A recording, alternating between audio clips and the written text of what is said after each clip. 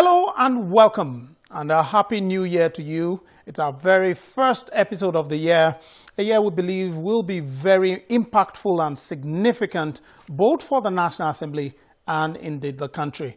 I'm Lanre Lasese, and this is the Gavel, a program where we focus on the National Assembly and some of the decisions taken by federal lawmakers. As it's the first week of the year, lawmakers are still on their holidays and are yet to resume plenary.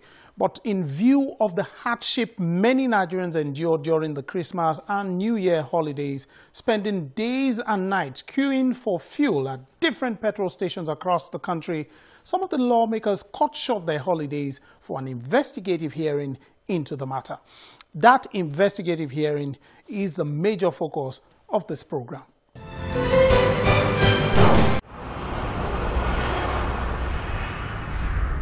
This is what Nigerians endured during the 2017-2018 Christmas and New Year holidays.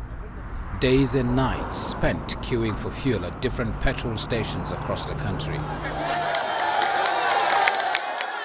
Reasons put forward are that petrol stations were hoarding fuel and some of those who chose to sell had increased the price. On their part, government officials insist that state-owned oil company the NNPC has enough stock to last through the festive season and beyond.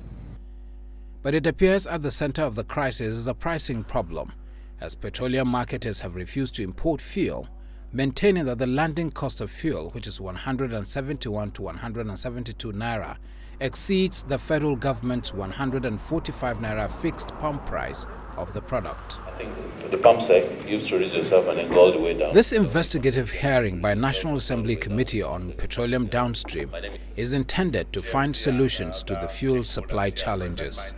Those invited start by stating their view of the factors that led to this scarcity.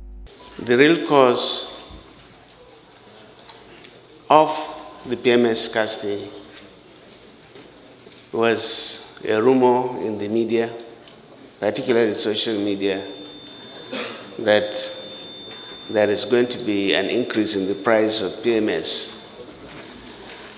And obviously,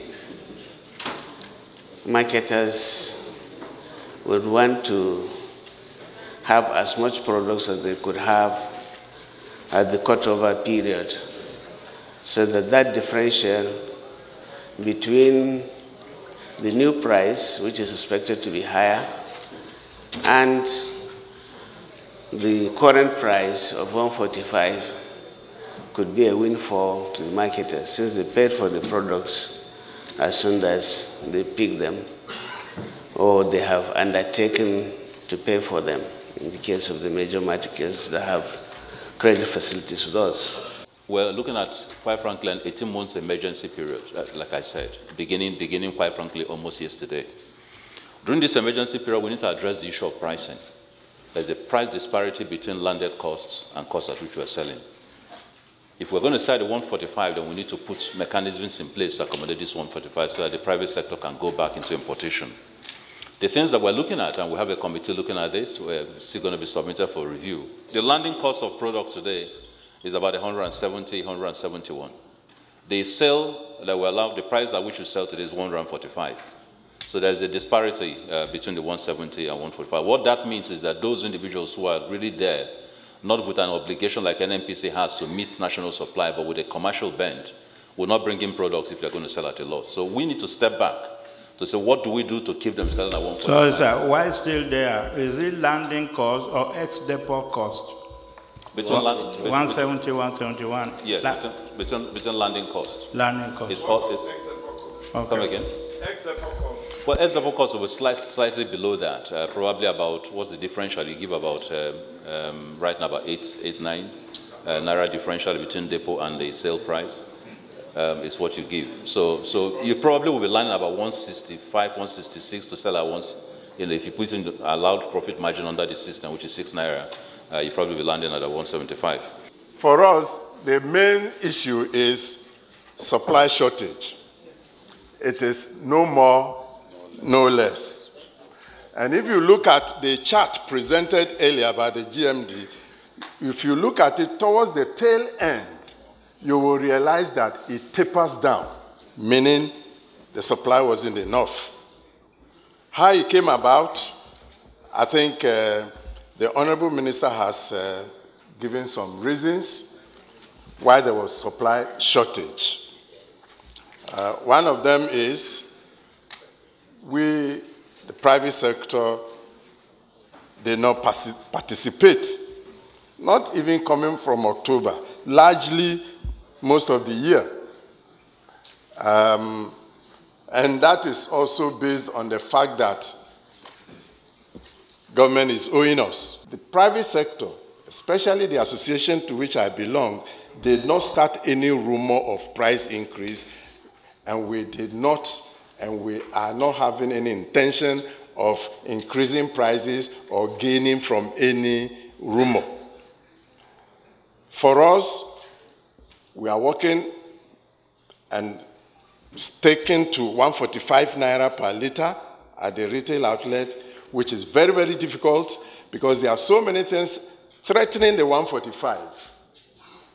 Apart from what has been stated earlier, the crude price, the product prices in the international market, there are so many internal costs here in Nigeria that go to threaten this 145. Petroleum product is like every other commodity that the forces of demand and supply influence the price.